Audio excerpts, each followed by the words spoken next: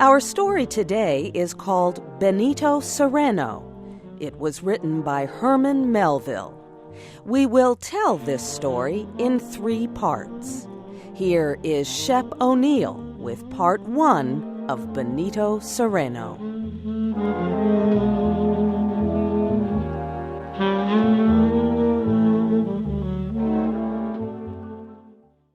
Captain Benito Cereno hurried aboard his ship.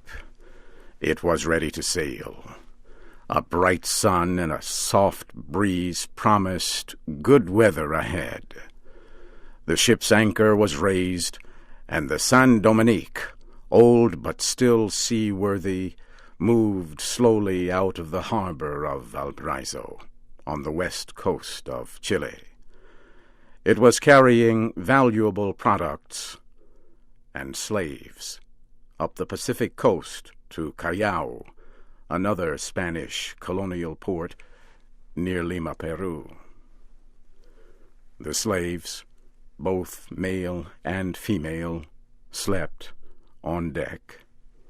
They were not chained because their owner, Don Alejandro, said they were peaceful.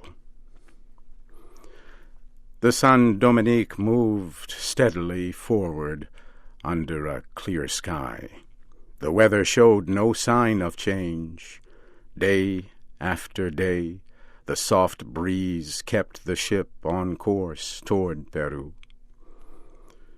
Slave traffic between Spain's colonial ports in this year of 1799 had been steady, but there were few outbreaks of violence. What happened, therefore, on board the San Dominique could not have been expected. On the 7th day out, before daybreak, the slaves rose up in rebellion. They swept through the ship with handspikes and hatchets, moving with the fury of desperate men. The attack was a complete surprise. Few of the crew were awake. All hands, except the 2 officers on the watch, lay in a deep, untroubled sleep. The rebels sprang upon the 2 officers and left them half dead. Then, one by one, they killed 18 of the sleeping crew. They threw some overboard, alive. A few hid and escaped death. The rebels tied up 7 others, but left them alive to navigate the ship. As the day began to break, Captain Cereno came slowly, carefully, up the steps toward the chief rebel leader, Babo, and begged for mercy. He promised to follow Babo's commands if he would only put an end to the killings. But this had no effect. Babo had 3 men brought up on deck and tied. Then the 3 Spaniards were thrown overboard. Babo did this to show his power and authority, that he was in command. Babo, however, promised not to kill Captain Cereno, but everything he said carried a threat. He asked the captain if in these seas there were any Negro countries. None, Cereno answered.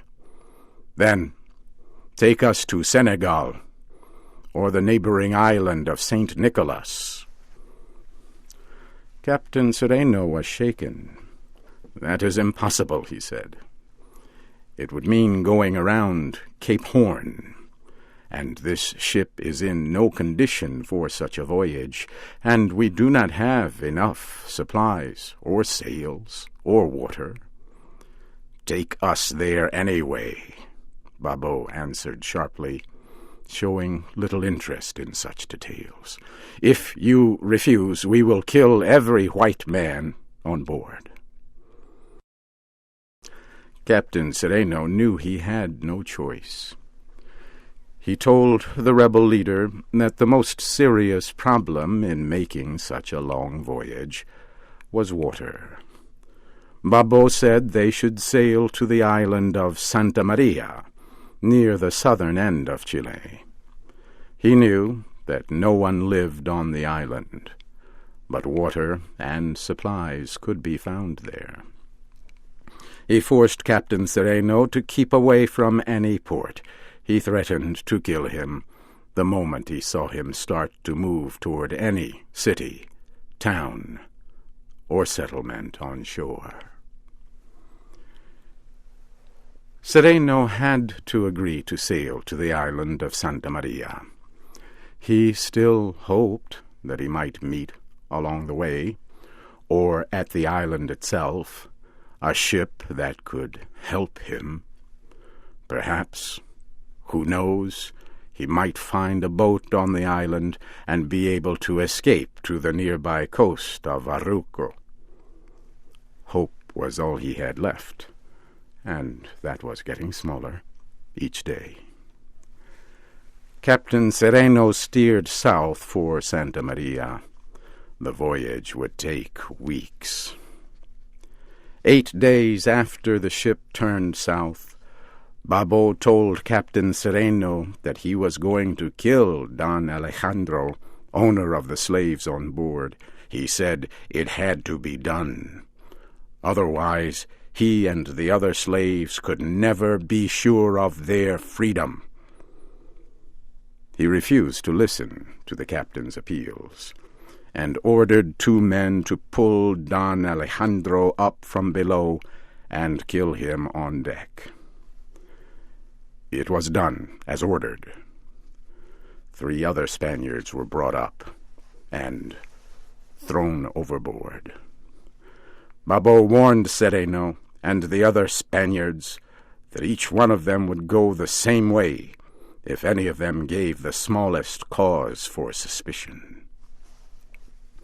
Cereno decided to do everything possible to save the lives of those remaining. He agreed to carry the rebels safely to Senegal if they promised peace and no further bloodshed.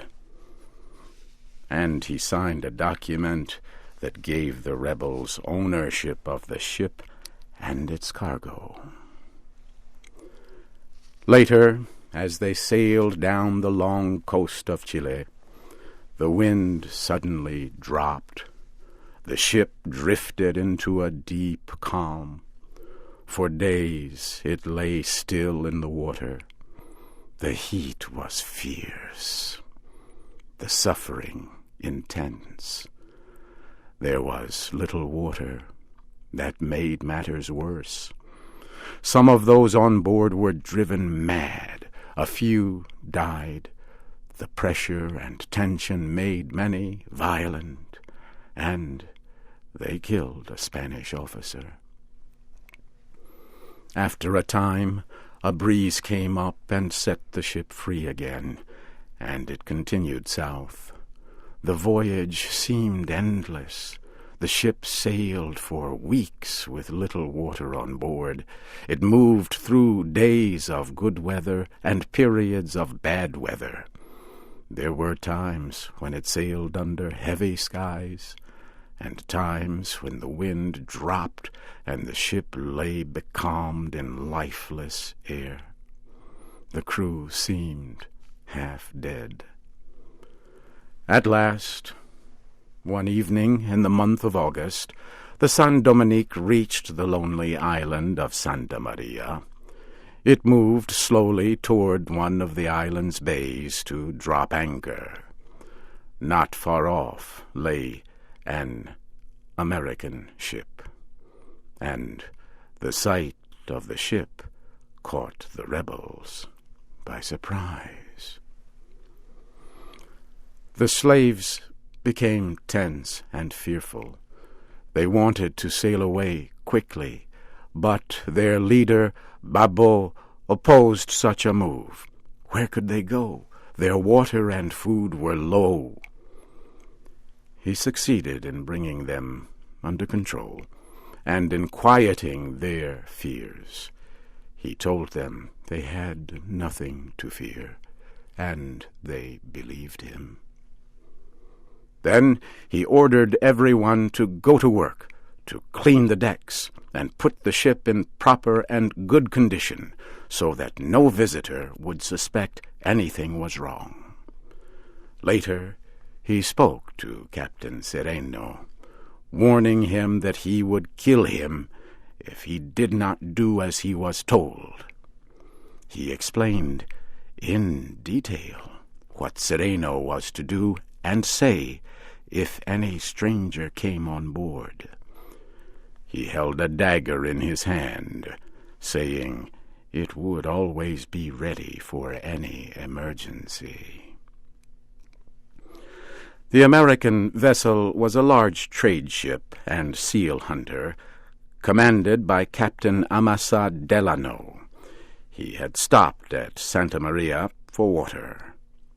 On the American ship, shortly after sunrise, an officer woke Captain Delano and told him a strange sail was coming into the bay. The captain quickly got up, dressed, and went up on deck. Captain Delano raised his spyglass and looked closely at the strange ship coming slowly in. He was surprised that there was no flag. A ship usually showed its flag when entering a harbor where another ship lay at anchor. As the ship got closer, Captain Delano saw it was damaged. Many of its sails were ripped and torn. A mast was broken, and the deck was in disorder. Clearly, the ship was in trouble. The American captain decided to go to the strange vessel and offer help.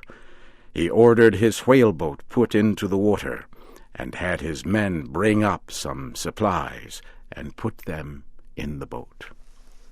Then they set out toward the mystery ship. As they approached, Captain Delano was shocked at the poor condition of the ship. He wondered what could have happened and what he would find.